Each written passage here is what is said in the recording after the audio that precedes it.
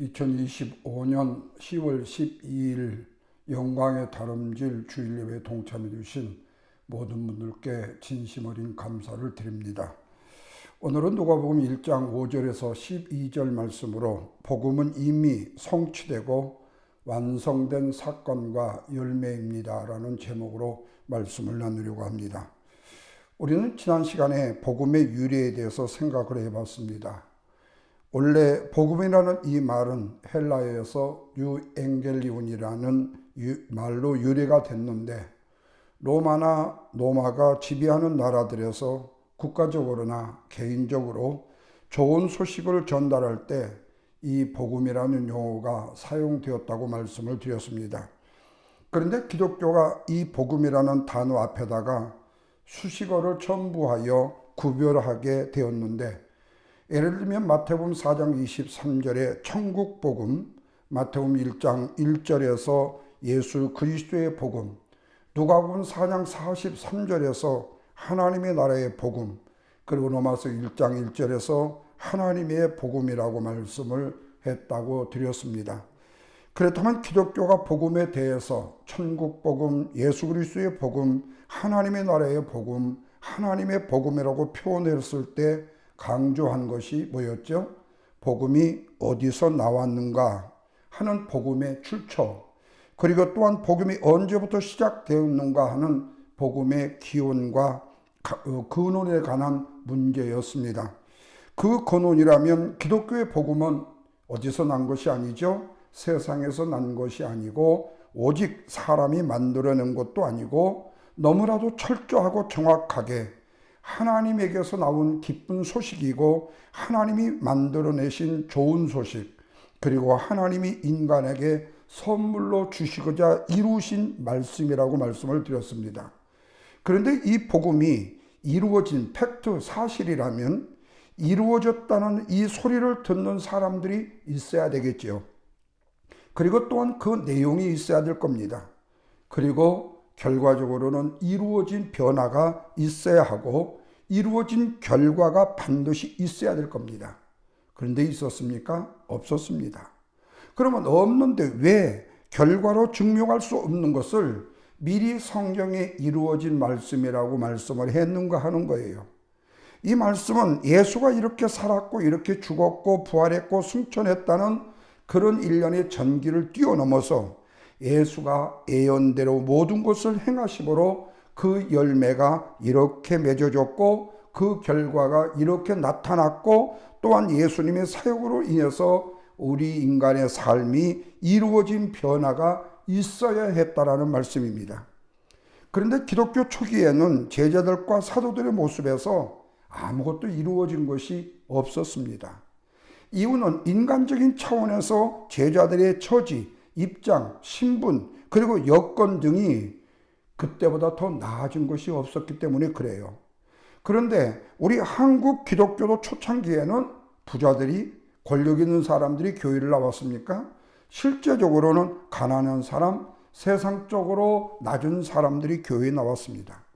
그렇다면 여러분, 당시에 제자들이 어부였지만 이제 그 이후로 예수 그리스도를 영접한 이후로 그들이 선장이 돼야 되고 경제적인 사정이 좋아되고 또한 유대교회에서 특별한 신분이 없었는데 영향력을 끼칠 수 있는 유력자가 되었어야 한다는 거예요. 그런데 그런 일이 일어나지 않았지 않습니까? 그런데 먼저 믿는 이들이 기독교의 대표자로서 새로운 권력이나 권위를 갖게 된 것이 아니었다는 거예요. 다만 때를 지어 다니면서 남의 밀밭에 앉아서 밀설이나 하는 존재들이니 누가 그들의 믿음의 축복을 믿었겠느냐 하는 말씀입니다. 한마디로 말하면 초라하기 그지없는 존재였기 때문에, 그리고 또한 종교적인 차원에서도 이 기독교가 주류가 되었느냐? 주류가 되지 못했다는 겁니다. 그렇다고 사회적으로 로마의 압자에서 벗어났느냐? 그렇지도 못했습니다. 또한 이스라엘을 통치하던 관료들이 교체가 된 것도 아니고 유대교 대신에 기독교가 이스라엘의 대표적인 종교가 된 것도 아니었다는 겁니다.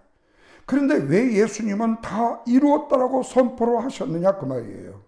그래서 억지 같지만 기독교는 이루어진 사실에 근거한 완성의 종교고 성취된 종교라고 말할 수 있는데, 이미 이루어진 일이 있기 때문에 이루어진 일이, 이루어진 결과, 이루어진 열매를 누리라고 강조하고 있다는 말씀입니다.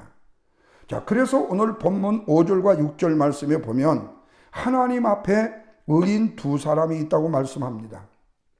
다시 말하면 유대교 제사장 중에 한 사람인 사가랴와 그 부인 엘리사벳이 하나님 앞에 의인이니 주의 모든 계명과 규례대로 흠이 없이 행하더라, 이렇게 말씀해요.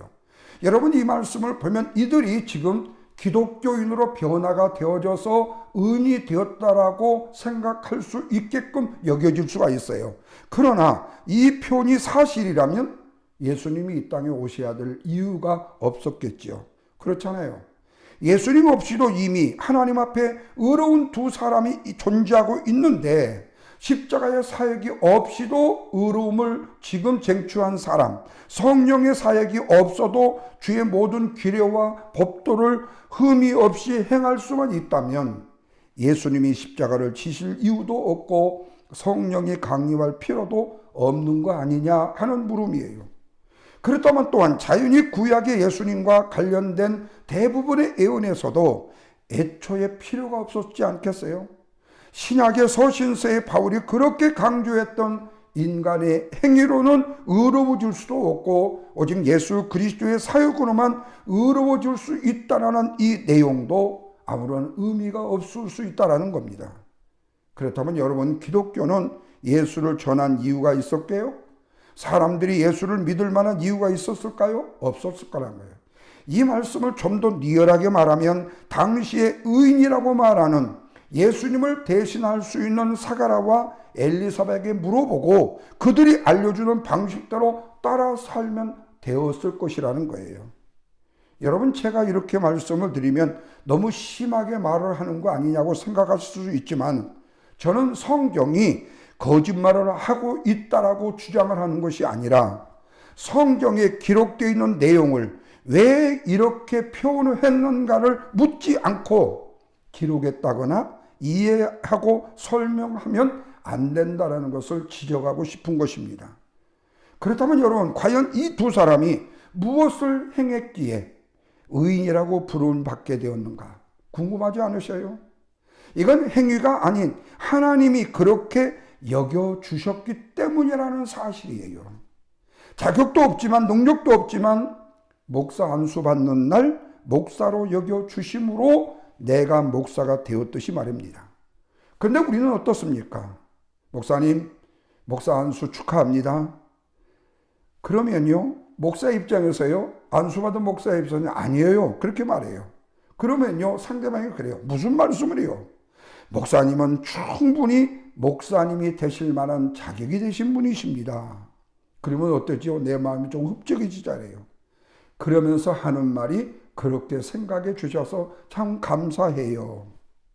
자, 이렇게 칭찬하는 분이 하나님이 되셔서 말한 것으로 뿌듯해 한다는 거예요. 하나님이 여겨주신 것이 아니라 인간이 목사님 되실 만한 분이 목사님이 되셨어요 라고 하니까 정말 그럴까요? 라고 자기 자신이 우쭐해지는 모습. 마치 여러분, 지금 이 사가랴와 엘리사벳이 의인이 되었다는 이 이야기는 그가 유대교에서 신실하고 하나님의 율법과 아니면 하나님의 그 모든 것을 다 지켜서가 아니라 하나님이 이 두 사람을 의인으로 여겨주셨다는 사실이죠. 자, 이런 면에서 볼 때 본문에 이 두 사람이 의인이고 신실한 사람이었기 때문에 하나님의 은혜가 임했다고 주장을 한다면 이것은 심각한 왜곡이 발생할 수 있다라고 말씀을 드리는 거예요. 그렇다면 어떤 문제로 왜곡을 하게 되느냐는 거예요. 그것은 순전히 하나님이 여겨주신 일을 인간이 여김을 받은 만한 일을 했다라고 자족하거나 여기거나 그렇게 칭찬할 이유가 아니라는 거예요.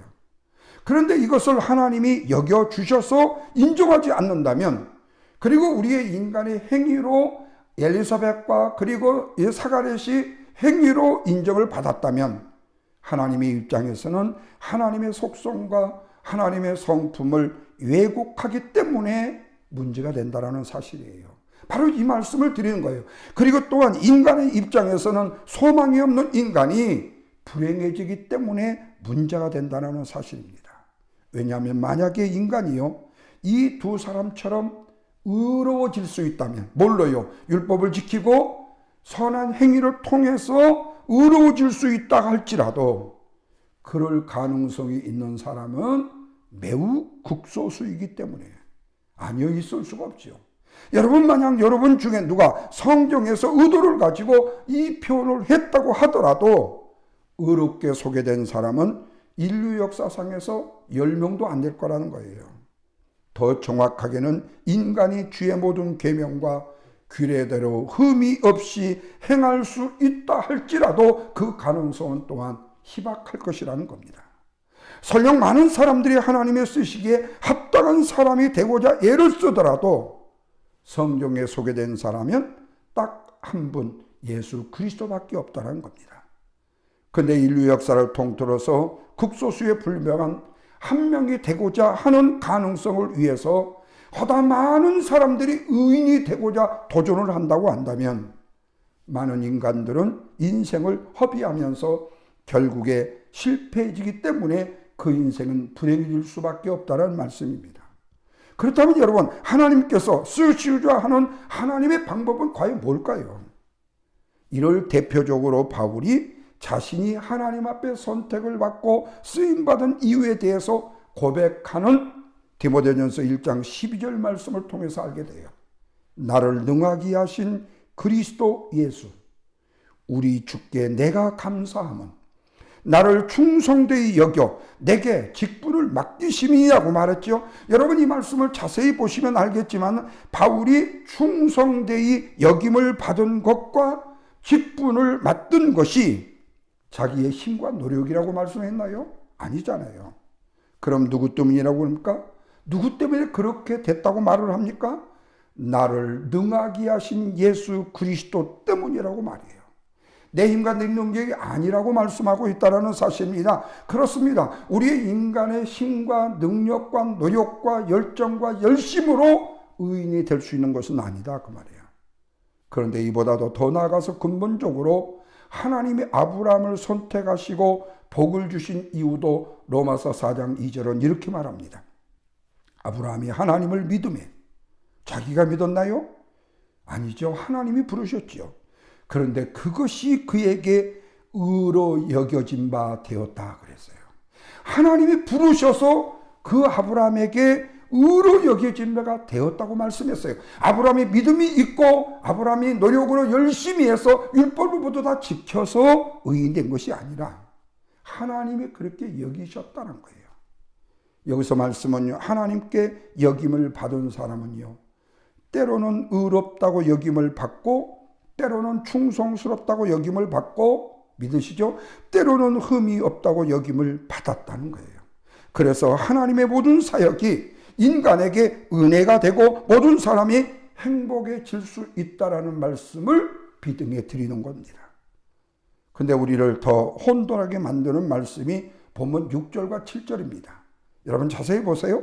하나님 앞에서 의인이 되어 주의 계명과 율례와 규례대로 흠이 없이 행했는데, 문제는 7절이에요. 다 같이 보세요. 엘리사벳이 잉태를 못함으로 그들에게 자식이 없고 심지어 나이까지 많아 소망이 없었다고 말씀하고 있어요.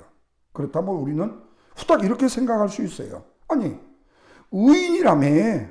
그런데 집안에 문제는 왜 그렇게 많아?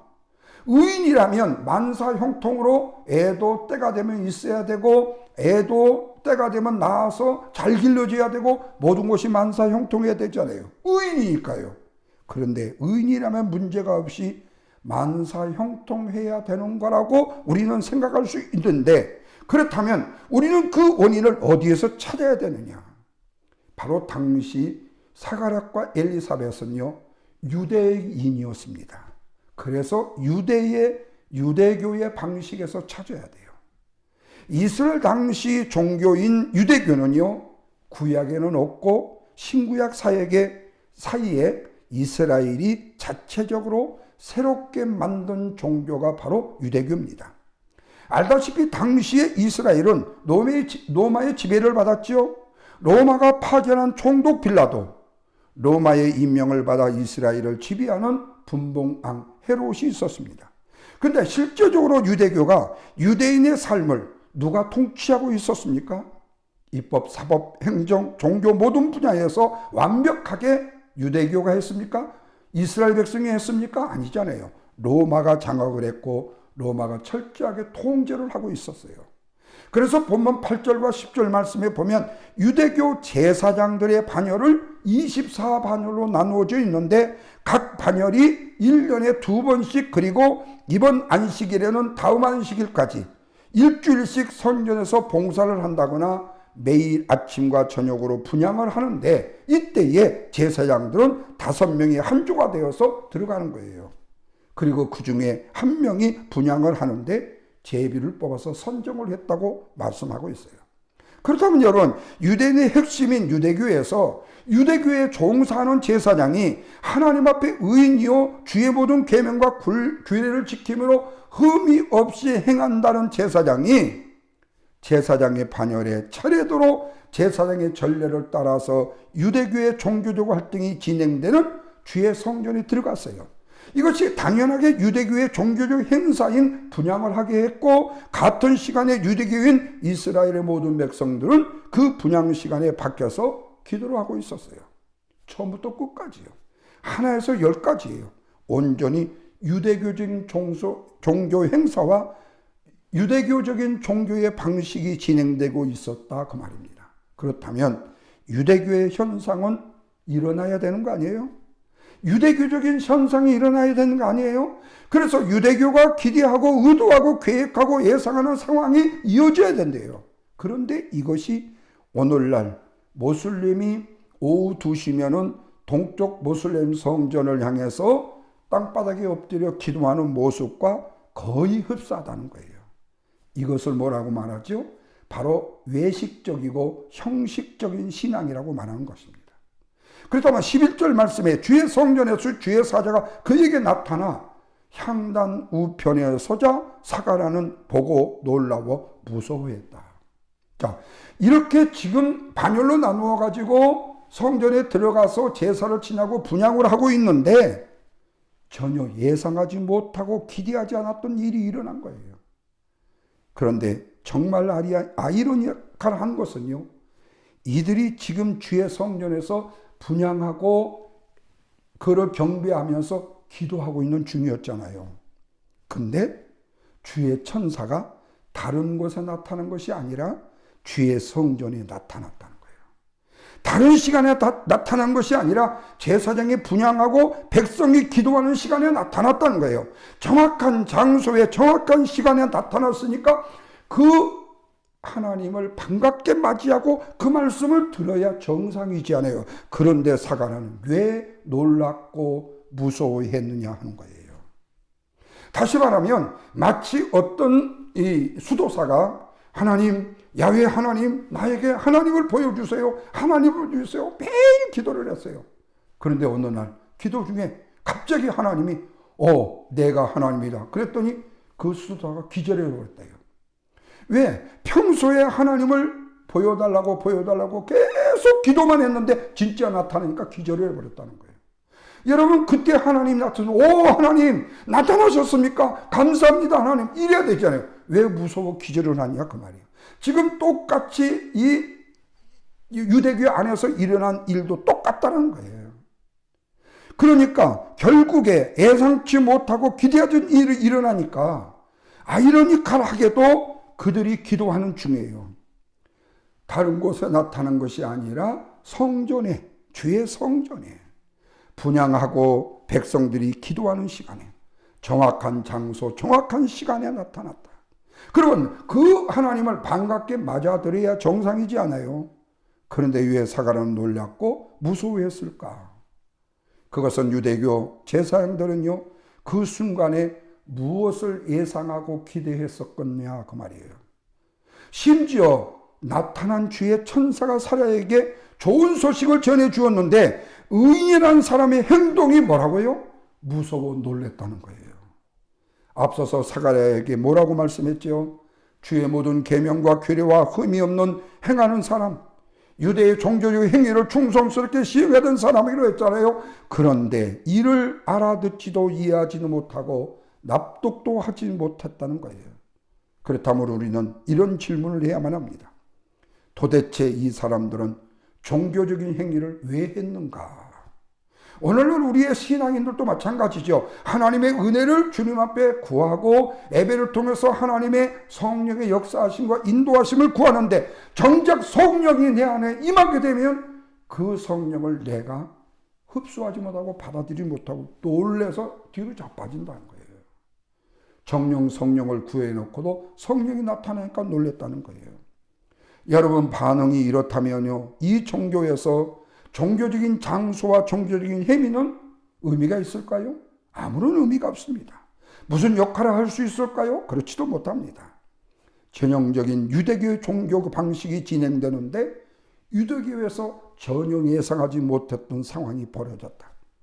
이것은 우리가 누가복음이 왜 이 사건을 바로 이루어진 사실 이것을 맨 앞에 가장 먼저 이야기하고 싶었는가 이유가 바로 여기에 있는 거예요. 그것은 지금 진행하고 있는 일들이 유대교와 아무런 상관이 없다라는 거예요. 하나님이 계획하신 일이라는 거예요. 유대교가 기획한 일이 아니라는 거예요. 하나님이 예상시키고 하나님이 준비시키고 하나님이 이루신 일이지 유대교가 예상한 일도 아니고 유대교와 관련된 거라는 것은 전혀 없었다는 겁니다. 문제는 이 사건뿐만 아니라 지금부터 전개되고 있는 누가복음에 나타난 모든 일들이 유대교와는 전혀 상관이 없다고 말하면 조금 사람들이 두려워하겠죠. 그러나 정말로 관련 없는 일들이 너무 많다는 겁니다. 이 말은 뭘까요? 복음은 이미 이루어진 사실이지 이 사실을 유대교에서 만들어낸 것이 아니라는 말씀을 드리고 싶은 거예요. 복음은 이미 성취되었고 완성된 사건과 열매라는 거예요. 그리고 또한 이 결과들이 유대교에서 기인한 것이 아니라는 거예요. 사실 복음이라는 것은 인간에게 주어지는 기쁜 소식인데 이 복음의 기원이나 복음의 출처 전혀 사람이 아니고 유대교도 아니고 오직 누구다? 하나님이시라는 말씀입니다. 다른 표현으로 말씀을 드리면 복음은 오직 하나님에게서 기원한 하나님의 복음이라는 말씀이죠. 오직 하나님께로부터 온 것이라는 말씀입니다. 우리가 가진 신앙도 전통도 아닌 하나님과 함께 동행하는 은혜이듯이 말이에요. 그런데 그 복음의 핵심이 뭐지요? 오직 예수 그리스도 자신이다. 우리의 구원자 예수님만이 복음이시고 그분 안에 생명이 있고 그분의 삶과 십자가의 죽음과 부활과 재림이 완전한 복음의 이야기라는 말씀입니다. 그래서 우리가 믿는 복음이라는 것은 단지 굿뉴스, 좋은 소식만이 아니라 예수 그리스도라는 인격을 믿는 신앙도 바로 여기에 내포되고 있고 포함되어 있다는 사실을 믿으셔야 됩니다. 그렇다면 사랑하는 여러분, 저와 여러분의 안에 이미 복음이 이루어졌다고 믿으시는지요? 그 복음이 이루어졌다라는 그 증거는 뭐가 될까요? 저와 여러분의 마음 안에 평안이 시작되었고 용서하지 못한 사람을 용서하게 되었고 아멘. 절망 속에서 다시 기대하게 되었고 무가치하게 여긴 내가 하나님의 자녀로 여김받는 삶을 시작하게 되었다는 사실. 이처럼 복음의 사건은요, 과거에 이미 지나간 사건이 아니라 지금도 저와 여러분의 삶 속에 지속적으로 계속적으로 나타나는 열매로 드러난다는 사실을 기억하시고 하나님이 저와 여러분을 의인으로 여겨주시고 하나님이 우리를 구원받는 하나님의 축복된 백성으로 여겨주시고 하나님이 저와 여러분을 하나님의 자녀라고 여겨주셨다라는 사실, 이루어진 사실 속에 저와 여러분의 신앙이 아름다운 주의 축복과 열매와 결실이 내포되어 있다는 사실 믿으시고 우리 하나님이 계획하시고 준비하신 그 예정하심 속에서 저와 여러분의 삶이 하나님께 오직 영광을 돌리고 기뻐하는 삶을 살아드리는 저와 여러분의 복된 삶이 되어줄 수 있기를 주님의 이름으로 축원을 드립니다.